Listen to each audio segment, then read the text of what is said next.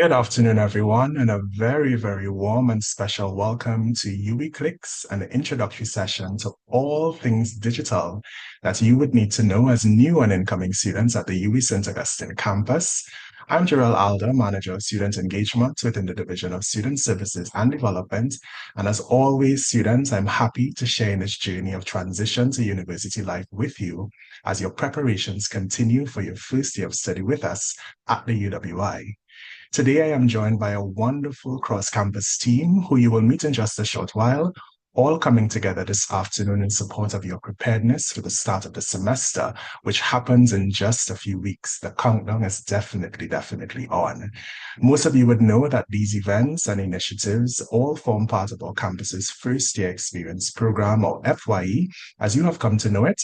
And this program is, of course, designed to meet your informational needs, to help foster your social integration into our campus community, and above all, to help build a solid foundation of success for your first year of study with us. All right. So for those of you who may be participating in your first FYE events today, we say a special and extra special welcome to you. Thank you for making the UWI St. Augustine campus your choice to have your university experience. And of course, we are happy to have you. And through FYE, we are committed to helping you succeed every single step of the way. If you have not already done so, here's a gentle reminder to check out our FY YouTube channel for recordings of past virtual sessions held over the last few weeks on registration, academic advising, student fees, available scholarships and bursaries, campus life involvement opportunities, student support services, and so much more. We encourage you also to visit the FYE website for access to support resources, including the new student orientation guide and the interactive calendar of events for information on all upcoming orientation activities. All right, so incoming UWI Pelicans, our discussion today is focused on raising awareness around the important topic of cybersecurity and your responsibility in this process as incoming university students. You will also benefit today from a visual introduction to the student portal and the technical support that is available to you. As always, you are encouraged to be attentive in the session, to take notes as we go along, to keep your microphones muted to avoid interruptions, and to ask questions at the appropriate time so that you will get the most out of today's experience. So now that we have covered this information and you know exactly what to expect today, it is my pleasure to invite our first presenter this afternoon. He is the Enterprise Application Support Manager at our campus and a well-known cyber safety awareness guru and digital transformation specialist. Please help me welcome Mr. Darren DeRay. Darren, over to you. Thank you, Jarrell. Good afternoon, everyone. Good afternoon to all of the first year students. Just for the record, I am also a student. I am in your sister campus over at Keyville doing my MBA. So there is that term of lifelong learning. We can never get away from it. I hope that you're all happy to be here this afternoon. And the team here will speak to you a lot about your digital life here at UWI St. Augustine. We're going to have to pay attention a little bit more than usual to some of these cybersecurity elements because in Trinidad and Tobago and in the world at large, cybersecurity is a bit more prevalent than it was, let's say 5 to 10 years. I would even say 3 years ago. So I am actually going to share my screen and begin our presentation. You all should be seeing the first slide. And once I can get a quick acknowledgement that you're actually seeing that first slide, I will go right ahead. All right. Good to go, Darren. Nice. So I do wear a couple of hats, and you might realize this over the next few years. I'm the Enterprise Applications Support Manager over at Campus IT Services. Yes, it sounds quite big. EASM is what they call me for short. I manage a team of 17 individuals, and we're actually responsible for all of the enterprise applications that you use and that you will be using, I should say. So your MySecure area, your learning management platform, when you get into My e-learning, that all falls under our remit. I also hold another hat in that of, the founder of a non-profit organization called the Cybersecurity Foundation. And I think it's probably relating to that I am here to chat with you a little bit about cybersecurity, but really particularly for you, UWI students. So some of the things that we're going to cover today, just briefly, would be that of topics known as phishing, quishing, backup updates, anti-software, digital footprints, and internet addiction. The last two, I just wanted to touch on those areas because it is still very particular to your time here at UE. And I know that some of you will actually be quite familiar with some of these areas. So it's just a kind of juggle your memory about it and let you get a sense of what you might encounter during your online experience. And really and truly, we hope that you don't encounter some of these things as well. Now, I want to jump straight into the first point, and that's of phishing at ST. And it's not that nice activity where you jump in a boat with a rod. It is that where you may have experienced it before. You might have seen an email, a text message. Essentially, it's a scam. And it attempts to trick you into revealing sensitive information. Now, sensitive information will be things like your username and passwords, and in some instances, your credit card information and other personalized information. Now, over the years, our campus has been at the unfortunate receiving end of many phishing emails. But I'm kind of happy to say that in 2025, we've been able to reduce the volume of this phishing emails that are coming into our students. Now, on the screen, you're going to see an example of what one of those phishing emails look like. And you will probably realize that it seems to be coming from one of your colleagues or someone else with a my.ue.edu email address, which is a valid UE email address. But there are some telltale signs about this particular email, and we'll get into that in the next slide. But I want you to be aware that many times these phishing emails might try to impersonate a trustworthy entity from the campus, be it campus IT services, service desk, the bursary, campus admissions. And what you will find is that these phishing emails tend to come around during our seasonal times. So during exams, during graduation, during admissions, when they may tend to catch you off guard and keep you on your P's and Q's in terms of, I might not be reading the email in its entirety. All I'm seeing is, hey, you is going to deactivate my account. So you need to click here to stop it from happening. Rest assured, that's not how we conduct business here. And these things are generally, scam emails that you can ignore. So looking at, certain telltale signs of phishing emails, no one from UWI's administration will ask you to update your password by clicking on a link, particularly campus ID services. And it's one thing that we will never ask you to do. So if ever you receive an email that tends to, want you to click on a link to perform an activity, chances are it might be a phishing email or a fake email. We have seen instances, and I want you to pay notice of this, where the emails tend to tell you that, hey, you have to actually pay some additional fees to continue, using your application. Now, don't mix this up with fees that you might actually owe.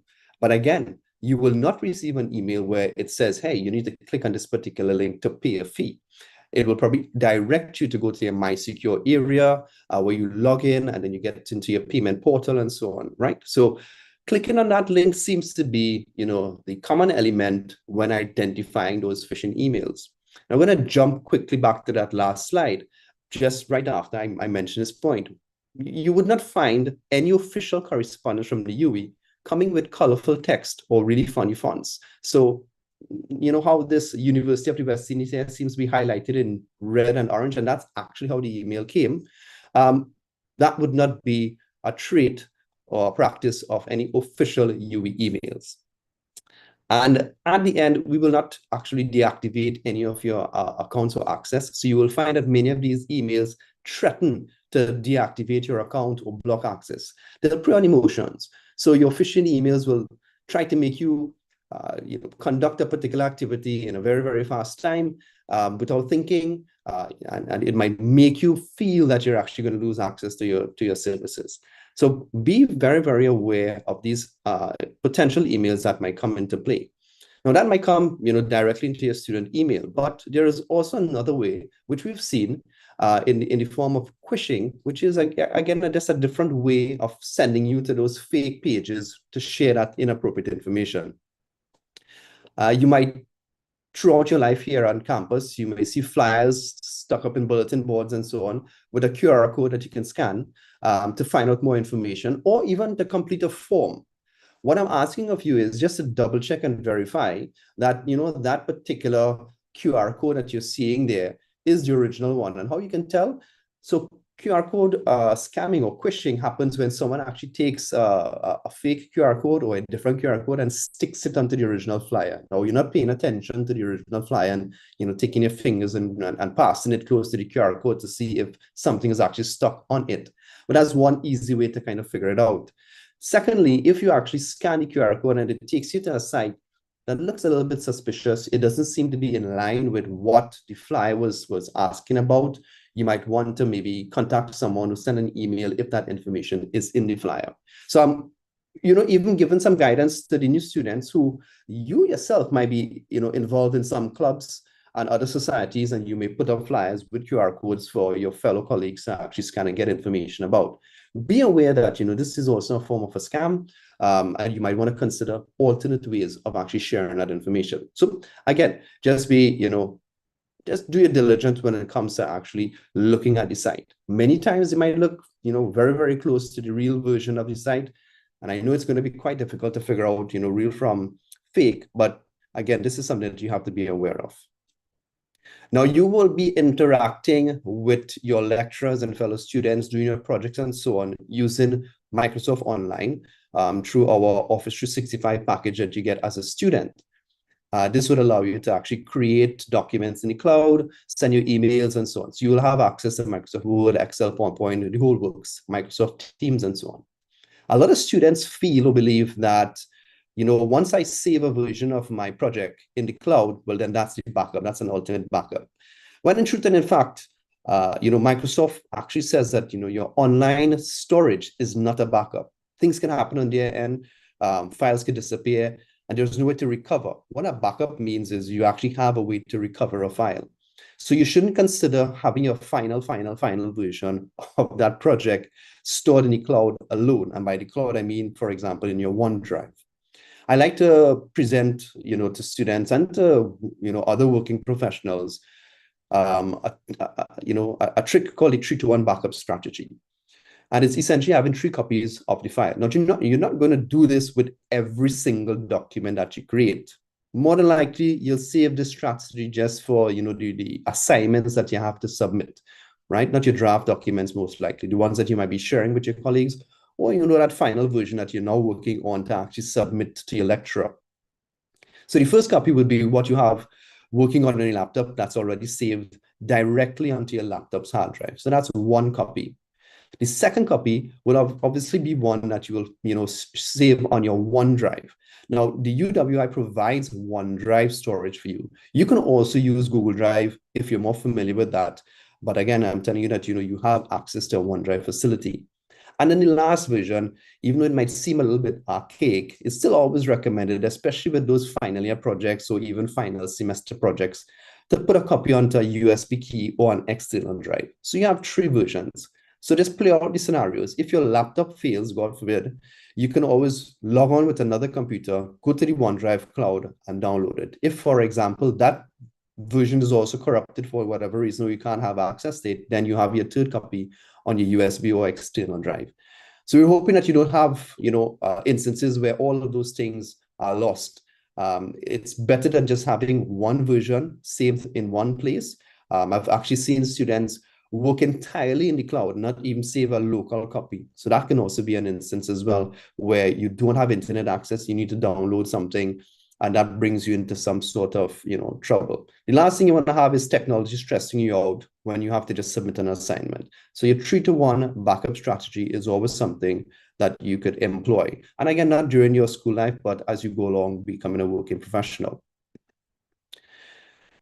Now, this is something that I like to speak to mostly the professionals about, but I realize as well that it happens with anyone who has a device, whether it's your phone or your laptop. Many times we might be working and or playing on our desktops, laptops, computers, phones, tablets, and you get a pop-up saying, hey, there's a software update. Would you like to click to install? And of course, these things come up in the most inopportune times. It comes up, whether we looking at something or looking at Netflix or actually playing a game, we might not necessarily give it the attention everyone, close it off, thinking to yourselves, hey, I'll get back to that later, and we don't actually ever get back to it later. Now, these are software updates which are generally very important to ensure the security of your systems. And by security, I means, they patch in different holes that may have been uncovered by a hacker or a scammer to gain access to your systems that could, either send you viruses or something worse, such as ransomware.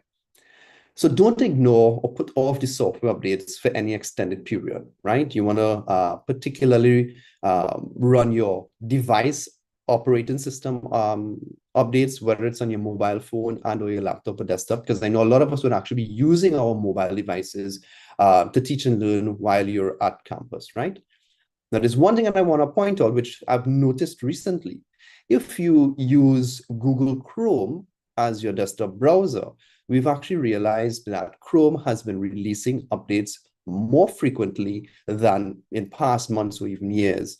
So pay attention to that. Google Chrome is one of the probably the more popular browsers that are out there. And once there's an update, it means that, Google would have found that there is a security flaw and you need to get it fixed. If you don't update your Google Chrome, then you will now be susceptible to that security flaw, which could mean someone can access your machine through your browser. One of the hacks that I have read recently, and this was about 2 or 3 months ago, you could have gained access to your computer's camera through your browser, through a flaw that was in the browser. So that's, again, something that you really don't want a hacker to have access to. So there are many different reasons in which you should continue running those updates on a very frequent basis, and don't wait or prolong it, right? I know sometimes it could be a bit of a bother, but definitely something that you want to get done. Now, if you have a relatively recent laptop, and by recent, I would say between 3 to 5 years old, you should by default have, if it's a Windows laptop, a piece of software called Microsoft Defender. Now, that's an antivirus that works pretty well and it gets updated regularly. So I would recommend that you don't turn it off, because you do have that option to turn off Microsoft Defender. So you want to keep it on. One thing that you will probably not have that I would recommend getting and installing, and this is for any operating system, is Malwarebytes. Malwarebytes is a tool that you can actually check and scan your computer for malware, which is essentially, as the term says, bad software. It will help to detect things that could happen from a ransomware perspective. And by ransomware, I mean, it's a type of hack or virus, for want of a better word, that will lock down your machine. You wouldn't have access to any of your files, and it will put you in a really, really bad state. These are things that you might hear about happening, in other countries and jurisdictions, but it's still quite very prevalent, in Trinidad and Tobago and in the Caribbean as well. If you want to install for free and or purchase, additional antivirus software, there are many that are available.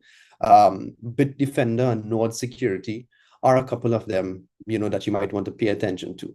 And now, if in case you were wondering, hey, well, I'm just like nobody in terms of, I'm not a big business person, not a high profile individual, no hacker is going to come and attack me. It's not ever personalized. These tools will scan for vulnerabilities on the devices, and the vulnerabilities come out by when we don't update our software. And just to give you context, in Trinidad and Tobago, it's recorded that there is at least one cyber attack every 39 seconds on a device, right? And this is most likely at the government level. This is not even at the residential or personal level. So I fear that it's probably one attack every 3 seconds. But what's documented, is that there's one attack every 39 seconds. That's quite a lot of attacks during the day. And if your device is one of those that hasn't been patched or doesn't have correct antivirus or anti-malware software, you will then have to work on the recovery of your machine. And that could be, a massive headache, especially if it happens close to exam time or whenever some sort of assignment is due. So again, these are all things to try to reduce your stress during your time here at UWI. From a technology perspective, you wouldn't necessarily want to have technology being the one thing that's stressing you out at the end of the day. Now, the last 2 items that I want to touch on, again, this is sort of wearing the cyber safety hat. But it also dovetails into your life as a student as well. So the first thing I want to speak to you about is your digital footprint. And your digital footprint essentially is everything that you interact with, or every comment, every post that you make on the internet. And there are many reasons why you want to take control of a digital footprint and not have, a bad actor, a hacker, or cyber criminal gain access to your online profiles, whether it is your school email, your social media accounts, your personal email, and then they can now do anything that they want, pretending to be yourself. And I'm explaining this to you because this seems to be something that is a recurring incident with this particular age group, new university students into graduating university students. They may have lost access to their accounts, lost access to their emails. Now, if you've lost access to your email, someone can, send a request to do a password reset for your social media accounts. They have access to your email. Now that password reset will happen. And now you've now lost access to your social media accounts. And we all know that, a lot of our online identity happens in these spaces. So you want to ensure that it's safe and protected. Now, in order to do so, there are a few things that I like to recommend. So other than the standard using strong passwords, which I'm sure you're probably tired of hearing in terms of, hey, well, you need to use strong passwords. And then also understanding that what exactly is a strong password, right? You might be able to give me some examples in the chat as to what you think a strong password is. But today it might be, 8 characters. Tomorrow it might be 12 characters. And, next year it might be 15 characters. Having to remember all of the schoolwork that we're going to learn over the next semester is going to be tough enough than having to remember multiple 15-character passwords. It's not practical. I like to throw in an idea of a passphrase, which is essentially something that you might remember from a personal perspective.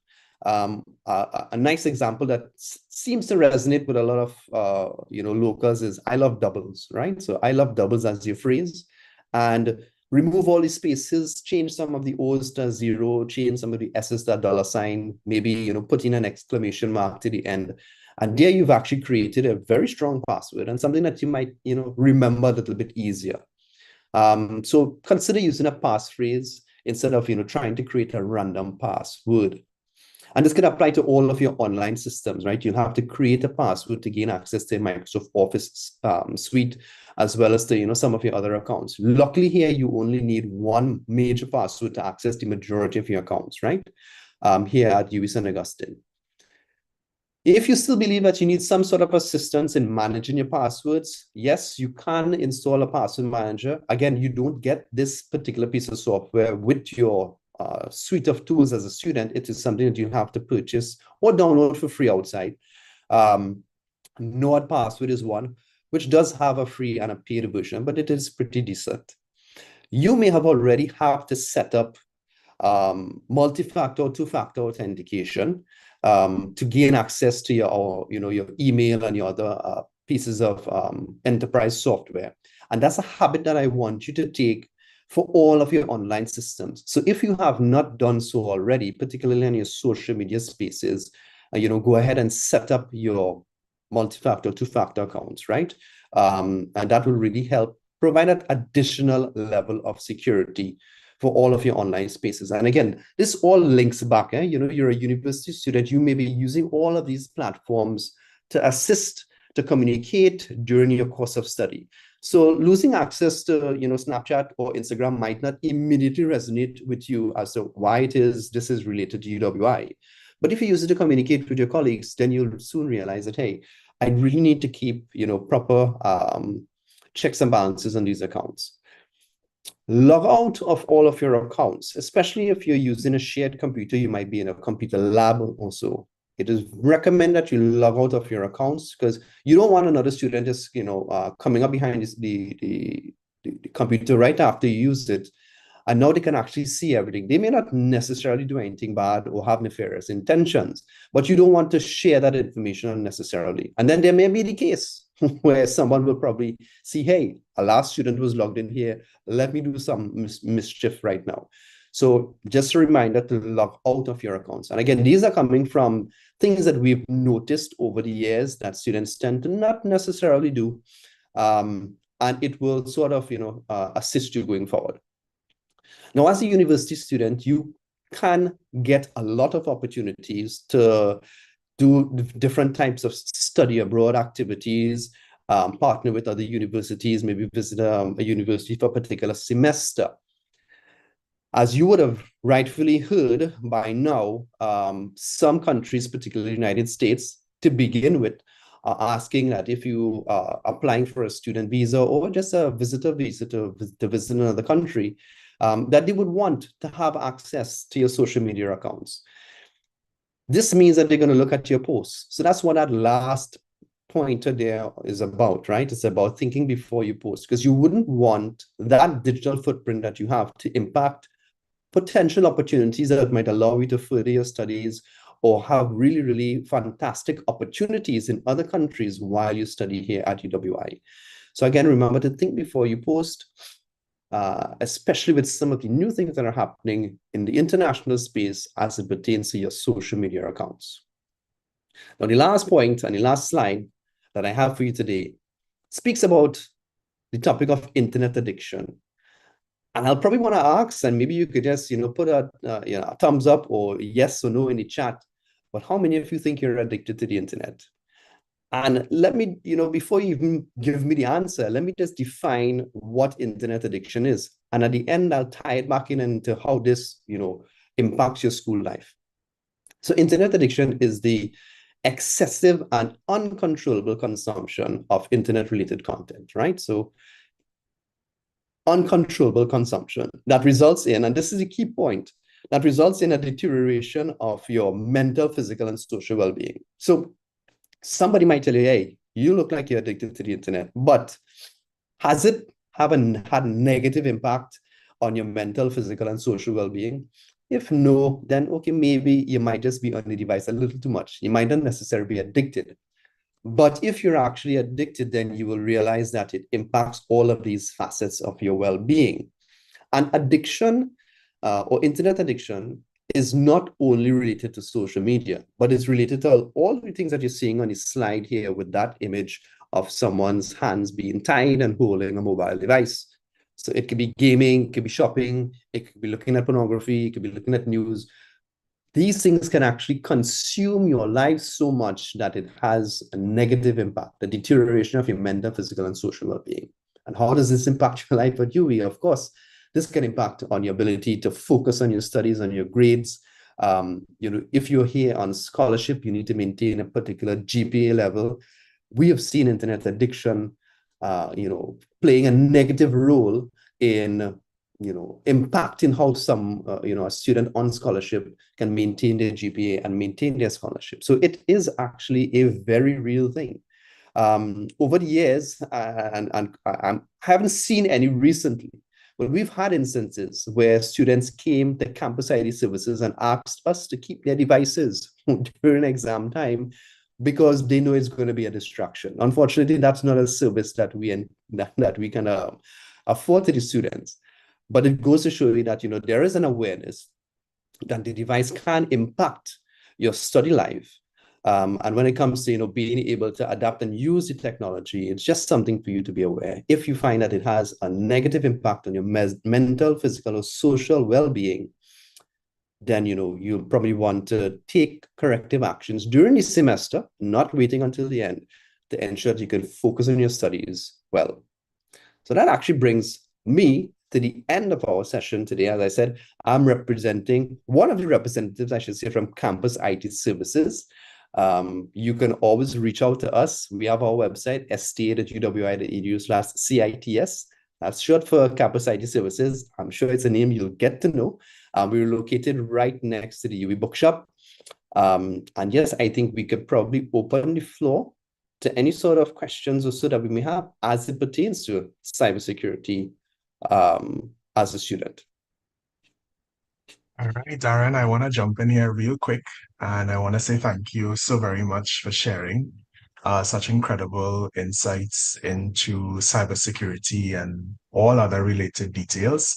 And I want to thank you very, very much for sharing. So students, now is a good time for us to show some love to Mr. Dorey for sharing much needed advice to you. And as we await some questions to come in, Darren, I had a question which I think could probably kickstart this segment. From your experience, what are some of like those common mistakes that university students may make that sort of may put them at risk where cybersecurity is concerned? Yeah, so I think, not having, and maybe one of the common ones is not having good passwords on your mobile devices. We tend to be a little, laissez-faire with the device. You might leave it, on a table while we're eating with our colleagues. And you never know what's the intention of the person sitting on right next to you. Some of us might have 4 zeros as the password or 1, 2, 3, 4.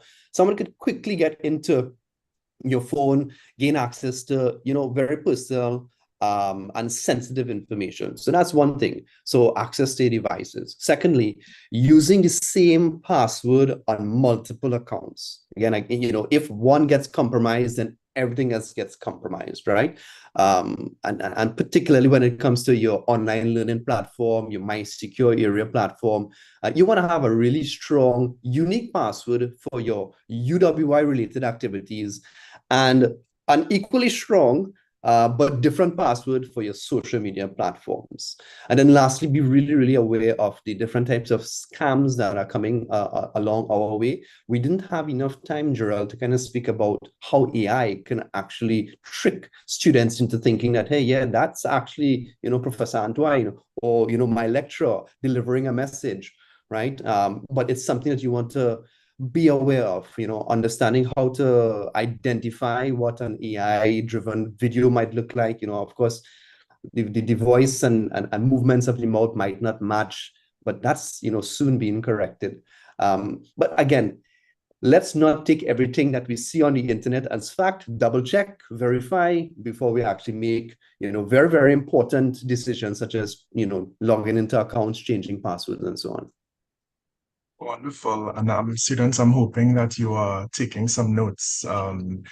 Common mistakes, as you just heard, but leading to some major consequences. All right. And Mr. Dorey did a really nice job there with breaking that down for you. So again, now is a good time if it is that you have any questions relative to anything you heard earlier. Let me just jump to my chat or our chat and see. Okay.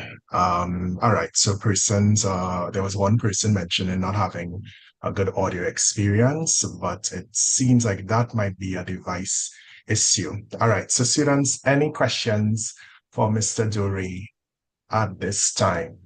And while we feel some questions, Mr. Dorey, Campus IT is a team that works does so much in the background that students often are not aware of, but the work has an impact on just day-to-day engagement. So I wanted to just ask you to briefly just sort of highlight the Campus IT team and the work that you guys do in the background, that I'm hoping students will be able to appreciate as they leave today's session.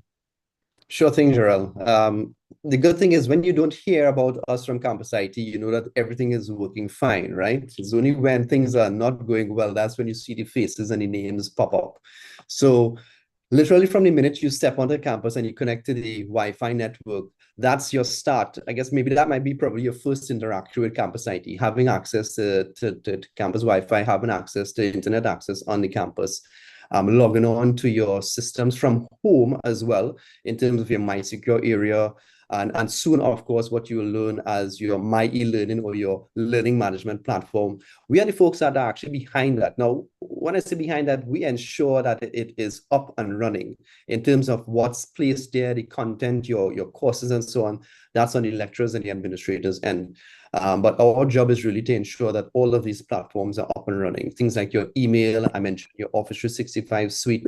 That's a suite that's available to all UWI students, not just St. Augustine students. So you're actually sharing that platform with students across the UWI campuses. So we are the folks that, ensure that these things are up and running. If you are interested in studying information technology, we also entertain student assistance over the July-August period. So that's something that you can look out for and, submit your applications to come and intern with the different teams. And we have everything from networking all the way up to software development, website development, and so on. All right, wonderful. Thank you so much, Mr. Dore. We have 3 questions in the chat that I'm gonna pull now. All right, let me see if I can get back to it. The first is speaking to antivirus applications. So any recommendations for some antivirus applications that persons should start thinking about, and where can they access them? Gotcha. So if you've got a laptop, a Microsoft Windows laptop that was purchased within the last 5 years at least, maybe even more than that, so it doesn't have to be extremely recent. It should come equipped with a platform called Windows Defender, Microsoft Defender. That is a pretty thorough built-in and already paid for antivirus solution. So if you're not looking to purchase anything additional, that is something that you could look at. I'm just going to quickly refer to one of the slides where we spoke about a couple different options. Let me see. I'll have to share back the screen, right? Share. There we go. So I would have mentioned Microsoft Defender. Then there is Malwarebytes, which is something that you will not get installed by default, but it's something that you will want to install. And I strongly recommend this one. There's a free version as well as a paid version as well. The paid version just automatically does scan. The free version requires you to manually scan. And this is the one that checks to see if you have any malware or bad software installed on your device. It's quite important, and it helps to prevent the risk of ransomware. If you want to go the additional route and purchase, additional software, or maybe you feel that Microsoft Defender is not the best, on both the Windows and the Mac environments, the Apple environments, you can consider Bitdefender and Node Security. Now there are many others. Campus IT services, we don't necessarily support, these platforms. But when you look at what the industry recommends, Bitdefender, Node Security, they are always, top of the game. They run in the background seamlessly, and they don't keep your desktop running, slowly or anything like that. And it's something that we've had good experience with as well. So thank you so much, Darren. Just continuing with our questions, I'm seeing Erin is asking about a recent WhatsApp update, and speaking to that update is allowing AI to have some sort of access to chats. So he's wondering if there is any light that you can shed on that. I'm reading the question now, Gerald, just to make sure I understand. So I'm aware of recent WhatsApp updates that allows AI. Gotcha. So, Aaron, I'm not entirely sure of if you're referring to actually what I think you're referring to. There was a WhatsApp update which enabled an AI agent now within your chat, and it actually is limited and local to the WhatsApp platform, if I'm not mistaken. So you can actually now, the same way in which you would query, let's say, for example, ChatGPT, you can actually query something like that within the WhatsApp interface. And you will see things like that happening in many different platforms. I believe it's available in Instagram and Facebook Messenger as well. And even at some point in time, if you use Microsoft Copilot within your Office 365, you'll see that they've integrated AI chat agents into these platforms. WhatsApp might be one of the more recent ones to roll out something like that. I would have to go with what WhatsApp says, and indicate that all your messages are secure and saved within the WhatsApp platform. And that it wouldn't, because AI is now there, it's not going to share your conversations or your content with the rest of the world. In terms of how it's going to impact your studies at UWI, I don't think that it should impact your studies if you are using WhatsApp as a communication tool within your classmates and so on to communicate. Again, it'll still remain within that closed environment. You will probably read a lot of articles saying, that it's not secure and people can gain access to it. But many of the reputable, names in the business have not been able to actually prove that. So if that's the case, it could very well mean that, the device itself might be compromised. But I would want to, just give the benefit of the doubt that you should be safe in using those AI tools with any of those applications, whether it be WhatsApp, Copilot through Microsoft Office, and so on. And it should not really have an impact on your studies here at UWI. Thank you so much, Darren. There's one final question I think I'd want to pitch your way, but before I do, I want to acknowledge that our colleague, Miss Karen Dickerson, our Assistant Registrar, Student Administration Systems within the Office of the Campus Registrar, is on with us. Ms. Dickerson, we are so very happy to have you on. I'm hoping that a little later on, we can hear from you and possibly see you as well, but just to acknowledge that Ms. Dickerson is on with us. So Darren, the final question I want to toss your way before we get into our next segment.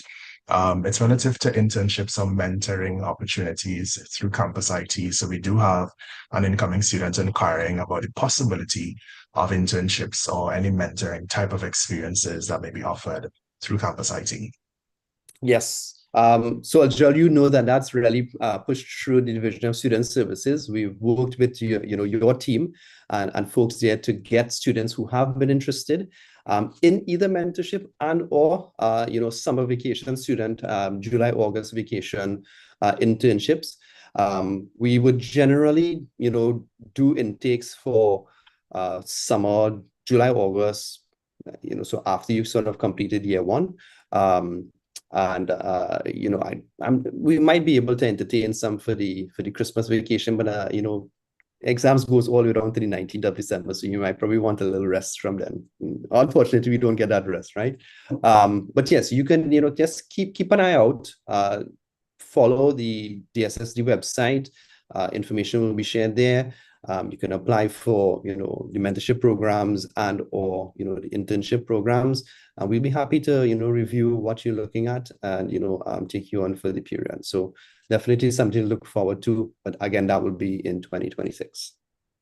Wonderful. Thank you so much, Darren. And certainly we will advise on semester employment and vacation employment opportunities as we progress through the academic year. I know I did say that there was one final question, but I do see another that I think it's equally important.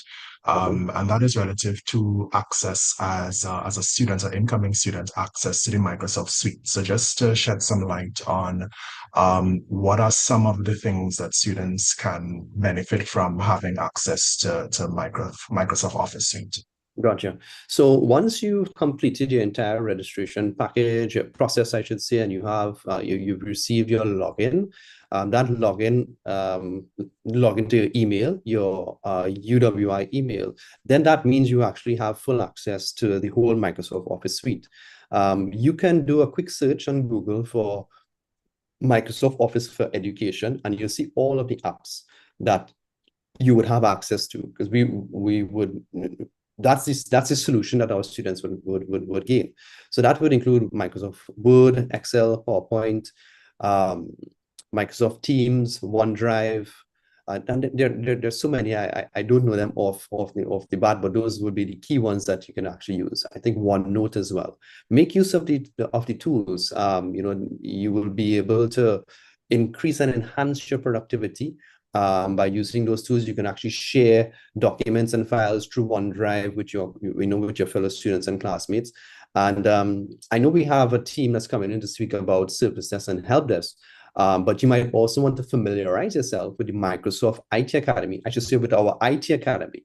And in our IT Academy at Campus IT Services, we provide certification in Microsoft-related courses. So during your stay here at UWI, you can become very proficient in the Microsoft suite. So that's something that you might want to appraise yourself of. It's separate and distinct. It's under the co-curricular program. And again, that's another term that you might want to note and write down so that you can find out more about it and be able to maximize that entire Microsoft suite, not only while you're here as a student, but of course, once you get out into the world of work. Wonderful. Darren, thank you so very much. We are always very happy whenever you're able to take time off to share with our students, and today being no different. So we want to say thank you so very much for taking this time. Students, we want to thank Mr. Dovey, and I'm sure that you'll be hearing from the campus IT team very soon. So Darren, thank you once again. All right, so students, we are continuing, and I am noting some questions in the chat about access to your student email and access to your student portal, and very soon you will have access to both. All right, so you're definitely in the right place at the right time. Before I invite our next presenter, I want to circle back to my colleague, Ms. Dickerson. I'm hoping that we can have a quick little chat with you before we get into our next segment. So, Ms. Dickerson, just checking in with you to see if it is that you are able to join me. Yes, I see your microphone unmuted. So I think that now might be a good time, Ms. Dickerson, to bring a welcome on behalf of your team at Student Administration Systems. And students, I did mention that there are some teams on campus who work feverishly in the background and whose work contribute just to the positive experience that you have on a day-to-day basis. And the SAS team being one such team, and Ms. Dickerson heads that team. So I want to invite her at this time to welcome you, and also to just have a quick conversation about some student portal related matters before we invite our DSSD student champion, Chelsea. So Ms. Dickerson, welcome and good afternoon to you. Good afternoon, Jarrell. Thank you for the opportunity. And good afternoon, students. We are happy to have you join us and, to become students, actually, of our campus. All right. Jarrell, I was trying to open my video, but it's saying that the host has stopped it. All right. So That's no one okay. will be able to, no one will we be have able to that see my rectified. face. All right. That's okay. We'll have that All right. rectified. Yes. As Cheryl would have mentioned, the SAS unit, that is the Student Administration System unit. And this unit works directly with the Campus IT Services unit, whereby you would have just heard from Darren Dore. We manage the front-end aspect of the Banner Student Information System. And this is the system that students will interact with eventually when it's time for registration. You would be going in there to access your courses for registration. This office mainly works with the process owners. For example, the admissions office, the examination office, the graduate studies office, those are for graduate students, as well as faculties. So a lot of times that students have issues, they would normally, sometimes I think first take it to their faculties, and the faculty would then communicate with us most times if it is a systems, banner system matter. So matters that we would look into, for example, course registration, examination report, outcomes of examination reports, and everything to do with the student life cycle. The Banner Student Administration Unit prepares the Banner system to treat with the student life cycle. Yeah. I don't know how brief you need me to be, Jarrell. Anything else you'd like me to This speak? works perfectly, Miss Dickinson. This works perfectly. I felt it important for students to understand, the support mechanisms that are working in the background. So we're happy to have you on this afternoon. One other thing before we head to our next segment, and just to share, just to give students an understanding of maybe just the student portal, the resource that is the student portal. Just from where you sit, any pertinent information you may want to share with them? Well, with respect to the students portal, which is normally managed by Campus IT Services, but we know, as Darren would have mentioned, that one access, login access, when they go in there, they get access to their email. They would get information with respect to their courses and course registration. They would also, well, the portal does not have to do with the website itself for admissions.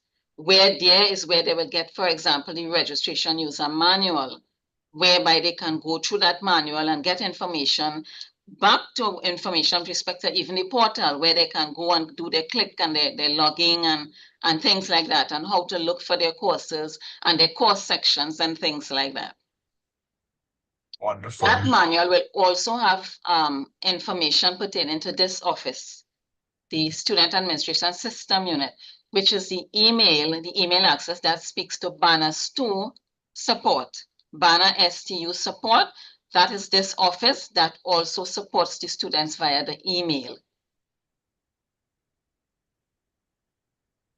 Wonderful. Thank you so much, Ms. Dickerson. And of course, students, the manual that you heard reference being made to is available on our First Year Experience website as well as the registration website. And so we're encouraging you to engage with that if you haven't already. So team, I'm going to ask if it is that we can place that link in the chat so that persons can become familiar. And as you heard, the registration process will be open very soon, and this is where you will have access to the student portal. So Ms. Dickerson, I want to say thank you so very much for taking the time to be here this afternoon. And of course, thanks to your entire team as well for the continued support that you provide. You're welcome. Bye-bye. All right, great. So incoming students rather, registration will begin very soon, and you would come to understand and appreciate the importance of the student portal. And so to get you started this afternoon with a visual introduction of this platform is one of our very own student champions at the DSSD. Please help me welcome Chelsea Mohammed. Chelsea, I'm handing over to you. Thank you, Mr. Terrell. Good afternoon, everyone. My name is Chelsea Mohammed. For those who may not have heard, today I will be taking you through a step-by-step process and probably, to show you different tips and tricks about the registration process just to fine-tune your process of having to register. All I just ask is for your undivided attention and to feel free, if it is you have any questions and concerns, to drop them in the chat and to make your notes as you go. Yeah, so I'll be sharing my screen. Yeah, just making sure is everyone seeing it. Yes, we are. Okay, thank you. So in order to access the student portal, you're going to go into your web browser, and when it is you go into your web browser, you're going to search my.uwi.edu. When you officially have gained, searched up the student portal, you're going to come to your pre-landing page. Being that we are the St. Augustine campus, you are going to select St. Augustine. From here, you will also see this page appear where it is you would need to insert your student ID and your password. Your student ID would be approximately an 8-digit number that you will find once it is you have been accepted into the campus, to which it will look like something like this. It should start with the number 8. And your password will be your year, month, and date in that order. There should not be no characteristics between any of those numbers, just your birth date in the form of year, month, and date. Once it is you have entered that, you will gain access into the student portal. But one thing that I'll advise you to do is that once you have maneuvered your way into the student portal and understand it very well, is that you must change your password. Your password is something that must be, as what Mr. Darren Duray would have said, something that is interpersonal to you, one that you can remember very well. And being that it is your date of birth for setup purposes, changing it helps protect your privacy and it enhances your security and creates a more professional and standardized address for academic and career use. But you may want to know like how to go about the process of making your student portal one that is very secure, and may want to know how to go about forgetting the password and trying to renew that password. So one one area that you must go. You see this area where it says forget password, you select it.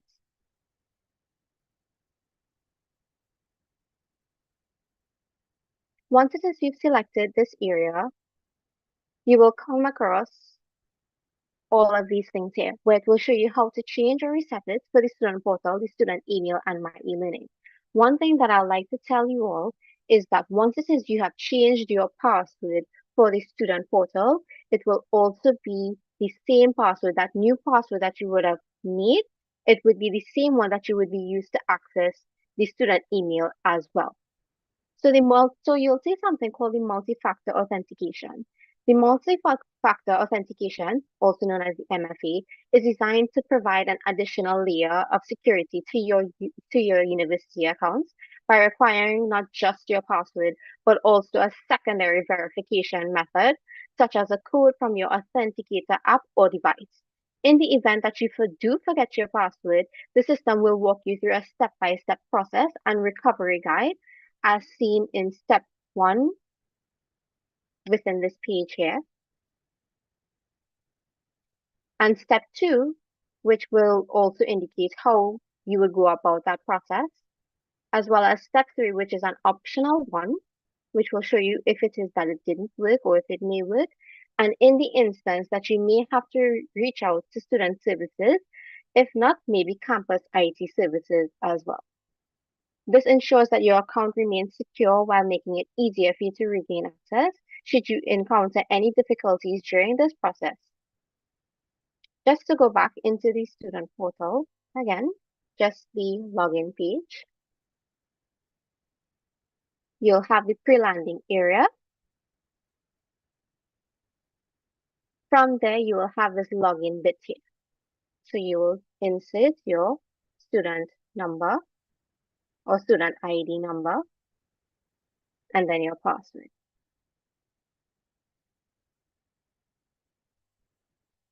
Once it is you've entered this, it should appear.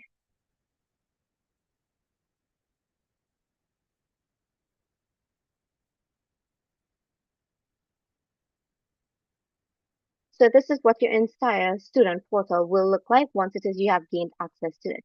You will see an announcement board, and this announcement board is basically a section where the university posts important updates, reminders, and notices for students, such as exam schedules, registration deadlines, events, and policy changes. It's essentially your digital bulletin board for official UWI communication. And when it is you scroll down, you will see notifications that is of reference to you, notices, news, and events as well. Not only that, on your bottom right, well, basically my right, you will see a little about us once it is you click on this little link here. One crucial thing about the My Apps, it is something that you will be referring to at all points of times about your time on campus, even apart from campus. You will see apps called My E-Learning, UE Link C, My Secure Area, My Email, e-journals, ebooks, CP, and class timetable. One such app that I want to dive into a little bit, which is called My E-Learning. It is a resource that you will be using to access your online courses, lectures, and assignments. So let's open this up here.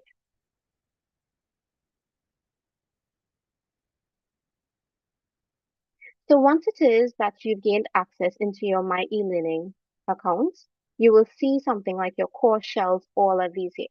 Some of which it will not, the way that it looks on my end, it will not look on your end for some, depending on your area of study. But this is how the landing page for My E-Learning will basically look. Not only that, you will also see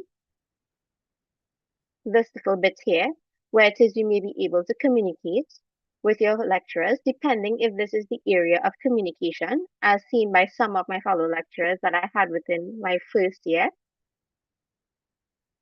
And also a notification bar, where it is you will be getting full-fledged notifications based on other aspects on what it is you will be gaining inside of your courses. So just to delve a little into it further, you may also have some, as I said again, it will not look exactly as how mine will look. It will look pretty much similar, It's all dependent on that particular course and that area of study. So you will see it appear as something as similar as this. It will be one where it is you will be accessing your course outlines, reminders, assignments, lectures, all of those fun stuff.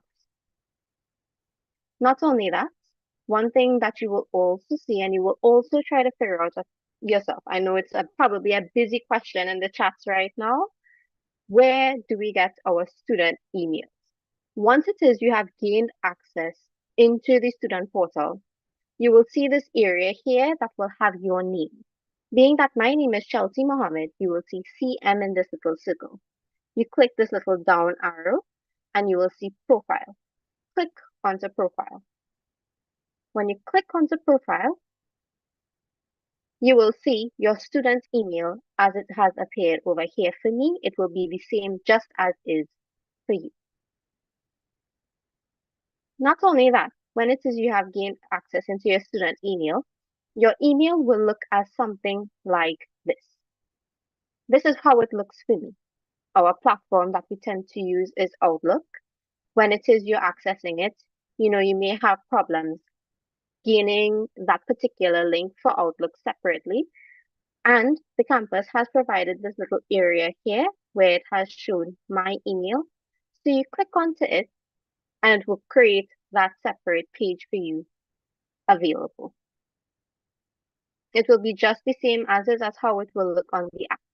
So being that I am signed out on my webpage and I do have it on hand as an app, it will appear like this for me. But if it is you choose to do so on your end, it will look apparently different. Now, another thing that I want to go into is a little bit very, very, very important. So I really, really do require your undivided attention and for you to make notes about this process. It's basically a start to your registration process. It's called My Secure Area. Something that's like a little bit of a lock and key, but it's one that is very crucial for you. So in order to perform your registration process, especially within the student portal, you're going to click onto My Secure Area. When you click onto My Secure Area, you're going to see two headings, basically, called Student Services and Financial Aid and Personal Information. So to go about that registration process, you're going to click onto Student Services and Financial Aid. When you have done that, you're going to click onto Registration. And from Registration, you're going to click onto Registration Map and Guide.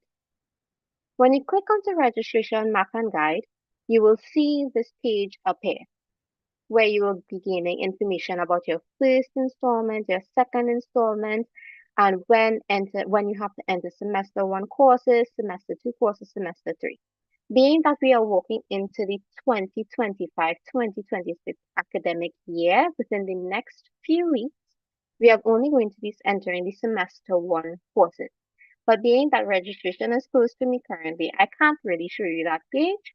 But once it is you have gained that within the few coming days for you all to register for your courses, one thing that I really do also want to tell you all as well is that apart from that session, please also make it your very best to attend both your academic advising session as well as your faculty orientation session for further information on courses that you do have to register for. It is one that is very important, and it is one where courses that will be quote unquote given to you in order for you to register and know how to go about within your first semester. And in a sense, your first academic year. So once it is you have gained access into here, just saying, if it had opened, you will see a series of courses listed for that particular semester, which will be semester 1. When it is you are registering for courses, you will see a section code. I'm pausing my share just to reshare this little area here for you all to understand.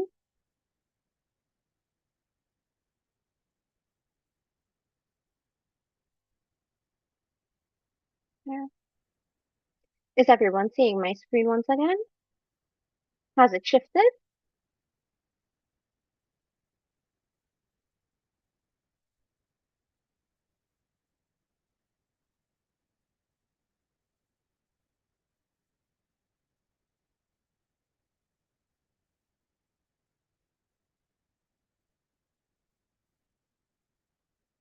Anyone seeing the screen?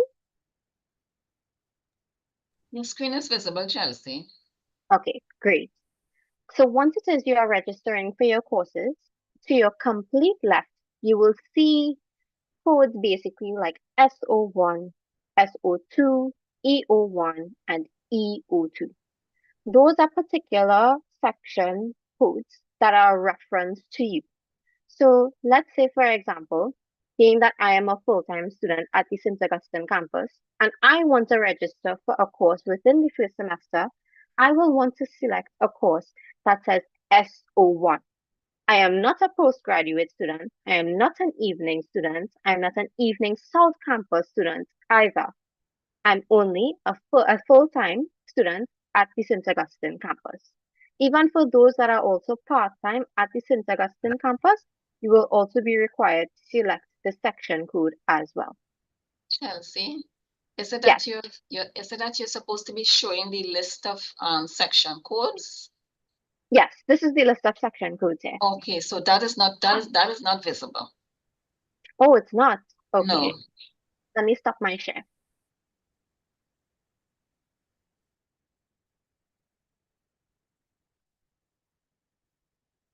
Seeing my screen?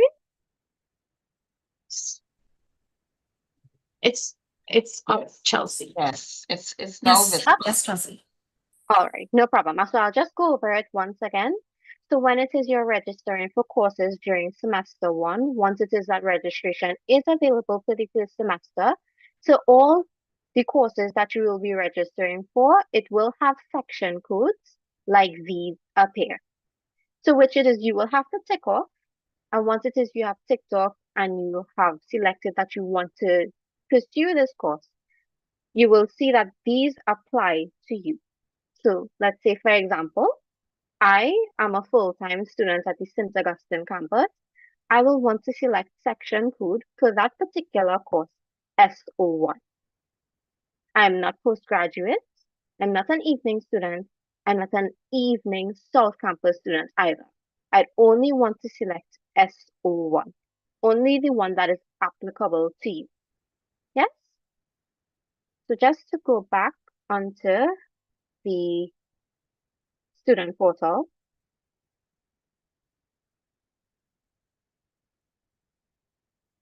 yeah, so that will be what that particular registration process on for that point will look like.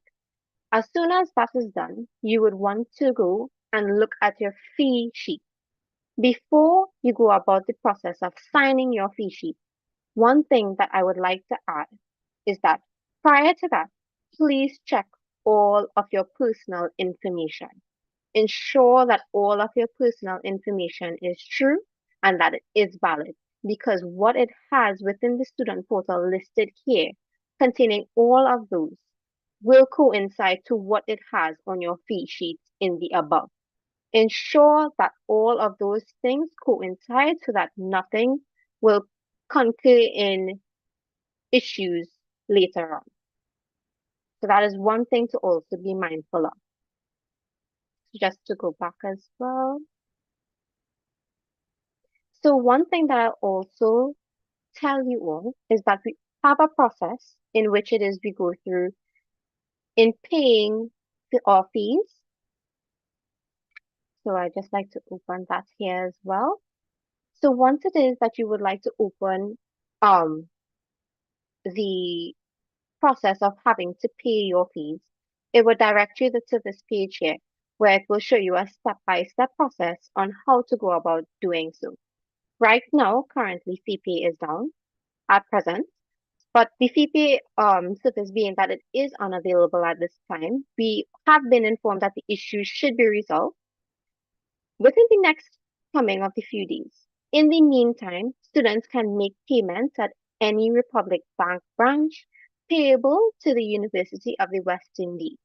Please ensure that you retain your payment receipts and submit your proof of payment via the eCourier link, to which I will get a little more into, to the bursary or student accounts office for processing.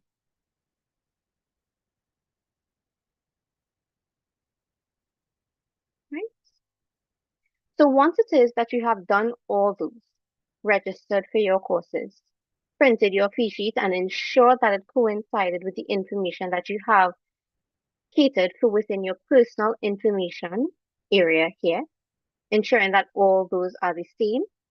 It is pinpointed to you, and it is crucial to you, and all is factual.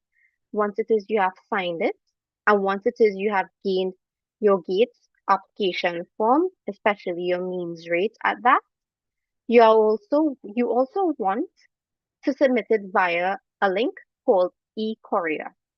eCourier is a link where it is you will send all of your bits of information to.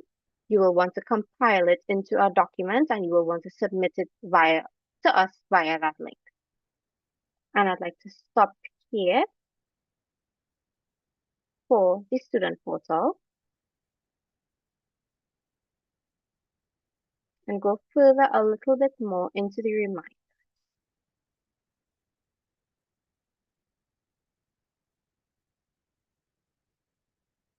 Just making sure you all are seeing that switch, right? No, But it's the Chelsea. section codes. Okay, no problem. You all are seeing the reminders? Yes. Yes. So once it is, so these are just some key reminders that I just want to show you all based on the student portal. So some things I know I would have said that, it would not have probably synced, but I would just like to repeat that over again, is that you must ensure that the initial password in the form of year, month, and date is changed to a strong password phrase of your choosing, and one that is easy to remember and is personal to you. Note that the same password used to access the student portal is the same password used to access your student email. I'll repeat that once again. The same password used to access the student portal is the same password used to access your student email. Ensure that your signature on both your fee sheets. Remember again that the information that you have on your fee sheet must be true. That particular signature is identical to your signature also placed on the top right-hand corner of your GATE application form once it is you have received your means rate, and it must be done in the example as shown below. So if Jane Doe on fee sheet is signed as is, it must be the same as Jane Doe on the GATE application form, not Jane L. Doe on fee sheet and Jane Doe on GATE application form. The two signatures must be identical to each other. So I know I would have spoken about the eCourier link. The eCourier link is basically the link that you will be sending all of your registration documents to once it is you have followed through the registration process. So you will want to scan the documents as listed here, which will be the fee assessment sheet, the signed e-GATE application form, your scholarship letters, depending on if those are applicable to you. If they aren't, the information that is listed here within that order, please send it via the eCourier link. And I do have a link for you all to see for the future.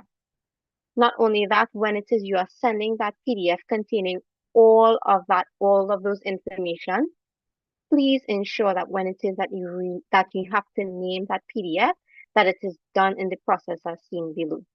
So as I repeat again, your student ID number will be the 8-digit number that you will see on your accepted letters, that acceptance letter. Once it is you have accepted, you will receive another letter providing you with all those information.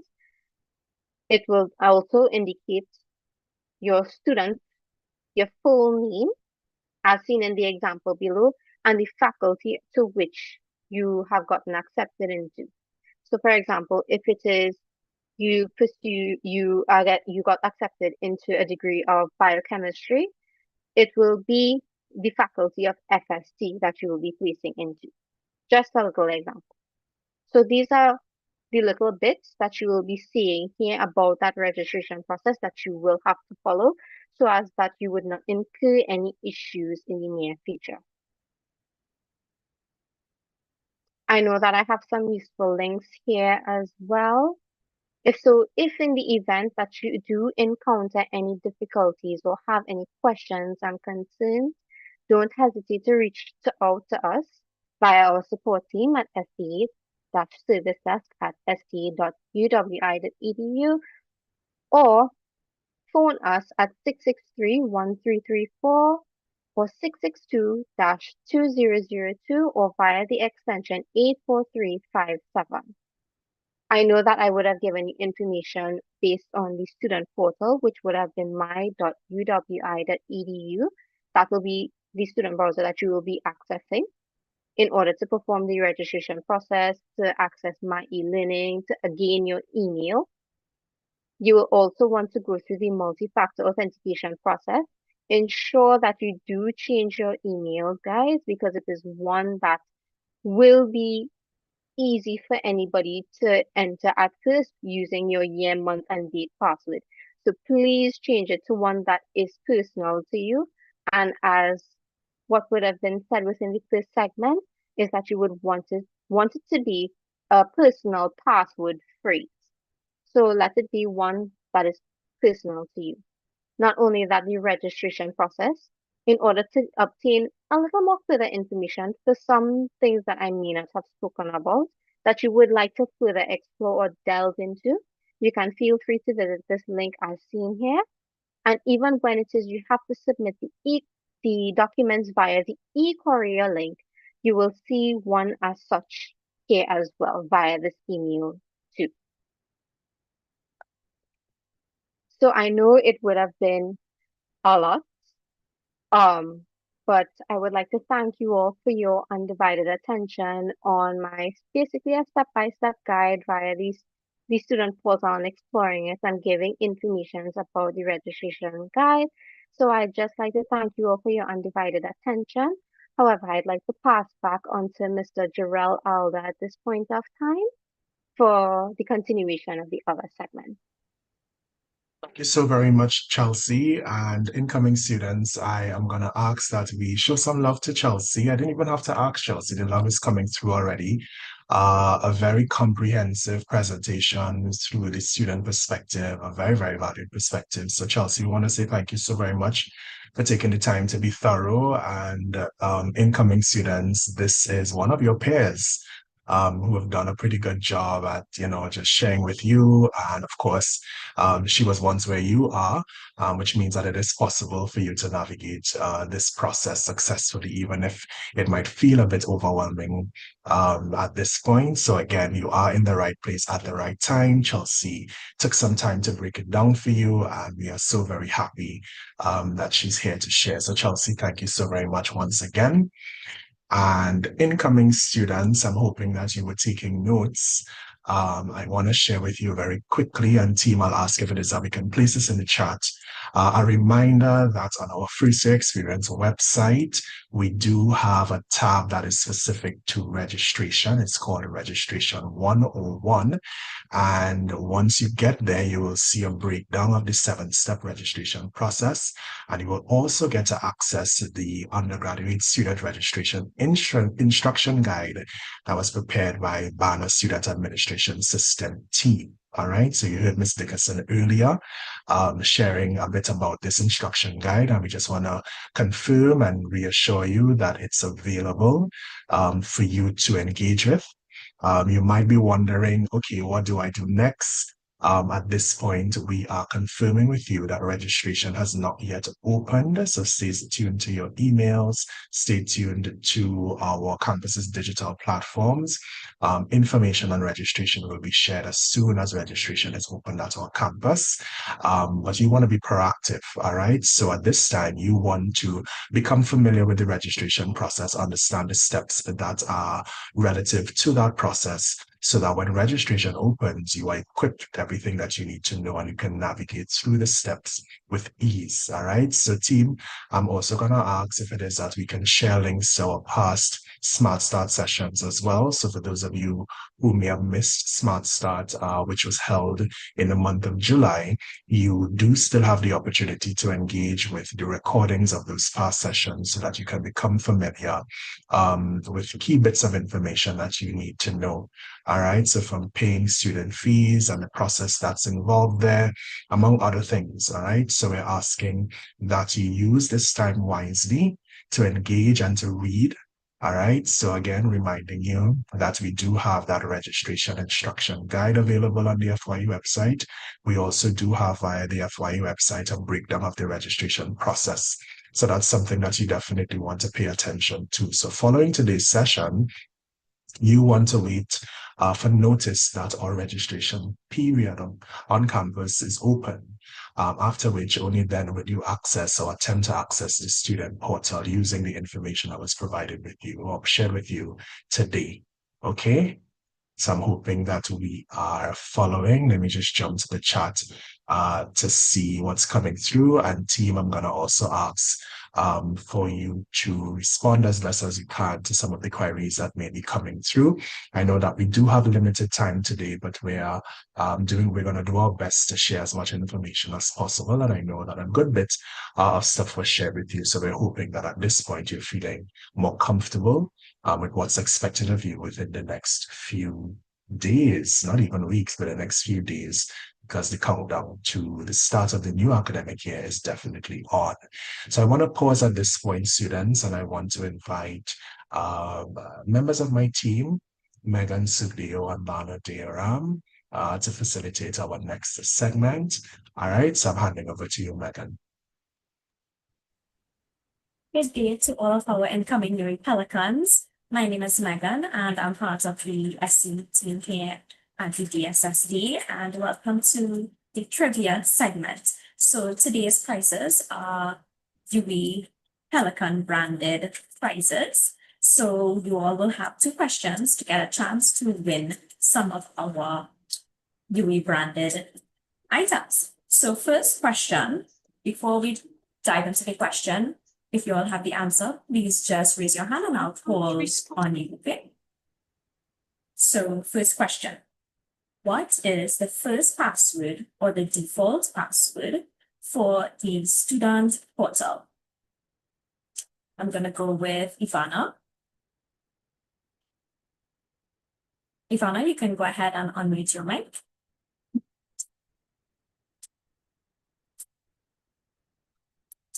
Okay, hi. I was taking a little while.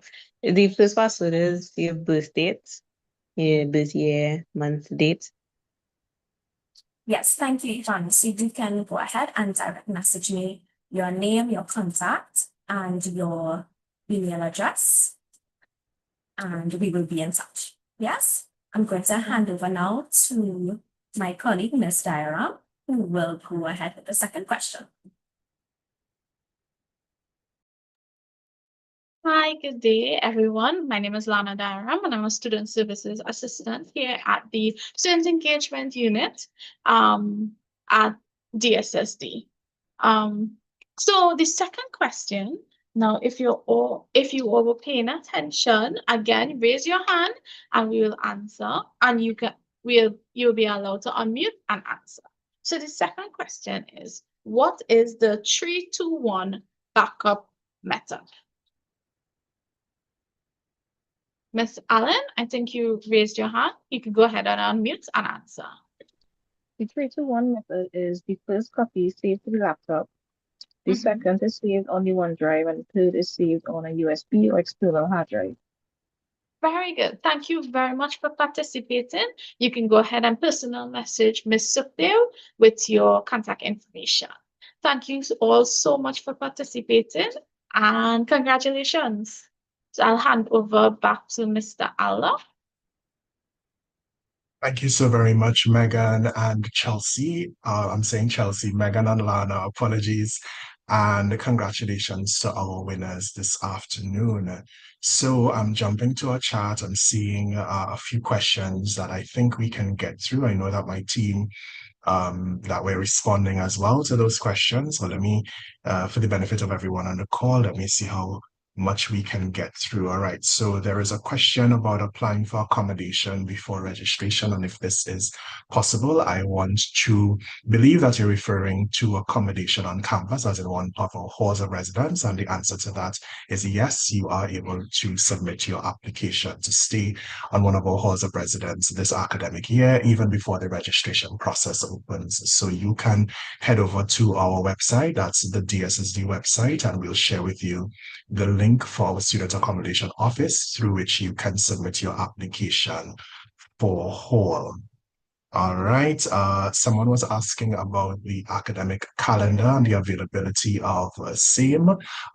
So we will be sharing information with you on when that becomes available. And I know that there was also a follow-up question about when registration is expected to start.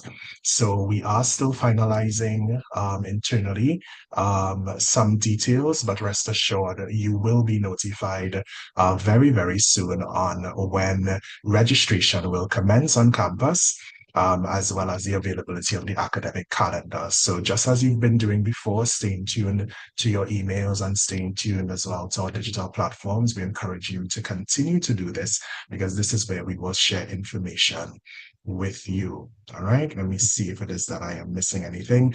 There's a question about academic advising. So by now, all of you would have received or should have received at least your invitation to faculty orientation. Some of you would have also received a copy of the academic advising schedule relative to your faculty. All right, so there are some dates as well there, as well as some information on how academic advising will be conducted this year for your respective faculty.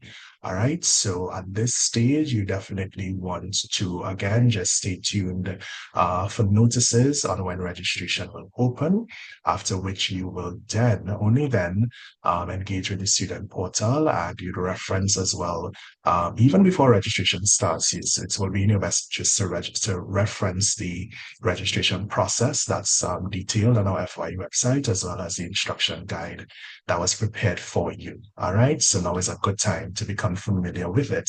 So now when registration opens, it's smooth sailing for you at that point. All right.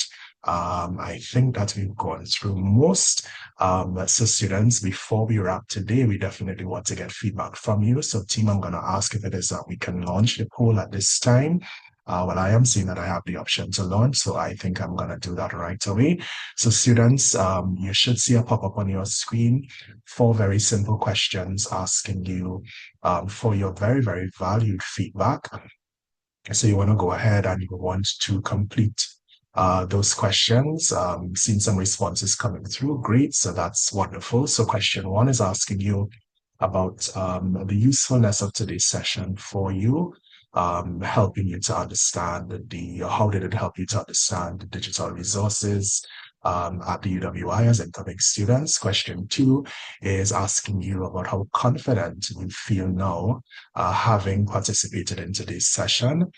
Question 3 is relative to the very important topic of cybersecurity. So based on all that was shared with you today, how confident are you? And the final question is asking you about your recommendation for future students. So again, this is a very, very key part of your onboarding process to the UWI. Your feedback is very important for us. It helps us to improve all of our offerings as part of the First Year Experience program, so that incoming students, future incoming students, can also benefit. All right. So again, we thank you for sharing feedback with us. And team, I think that we have a good bit of responses coming in. So I'm just going to allow a few seconds again before we close. Students, this is really a good time for you to really just spend some time familiarizing yourself with the information. So we know that the countdown to the start of the academic year is on. We know that you might still have some questions or there might be a level of anxiety, but we want to reassure you that this is why the FYE program exists, right? So the FYE program is all about meeting your informational needs. It's all about supporting your successful transition into our campus community, and certainly empowering you with everything that you need to be confident and to lay a foundation of success within your first year of university and beyond. So we want to thank you so very much for availing yourself to this program, and we want to encourage you to continue to participate. So I'm going to end this poll now, and again, I want to say thank you for all of your responses. So incoming students, we have come to the end of our UWI Clicks session, and as always, we trust that this information, advice, and even the insights shared with you today were very useful, and that the experience has helped with your confidence as you prepare to start out your new semester in just a few weeks, all right, or just a few days actually. All right, we're definitely excited to be welcoming you.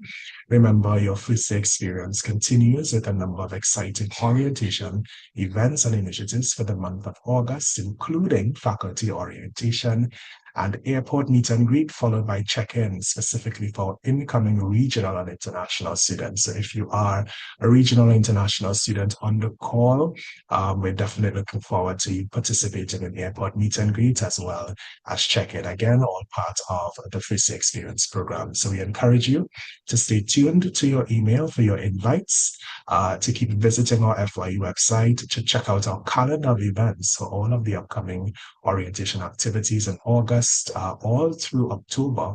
And of course, be sure to stay connected with us on our social media platforms, including Instagram and our FYE YouTube channel. A recording of today's session will be made available in just a few days. Again, we want to say thank you to all of our presenters and speakers today, Darren DeRay, Karen Dickerson, Chelsea Mohammed, and of course, the entire team working in the background to ensure that this experience was possible for you. So we look forward to seeing you at our next FYE event. We say thank you for spending this time with us, and do enjoy the rest of your day.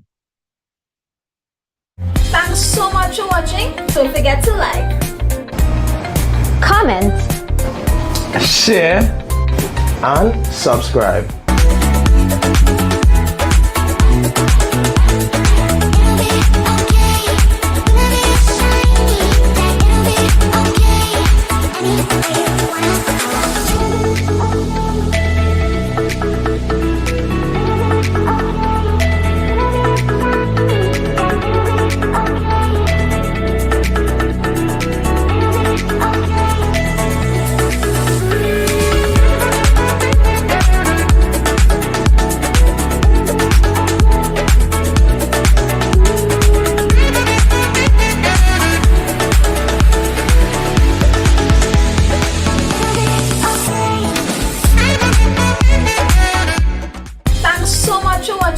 don't forget to like, comment, share, and subscribe.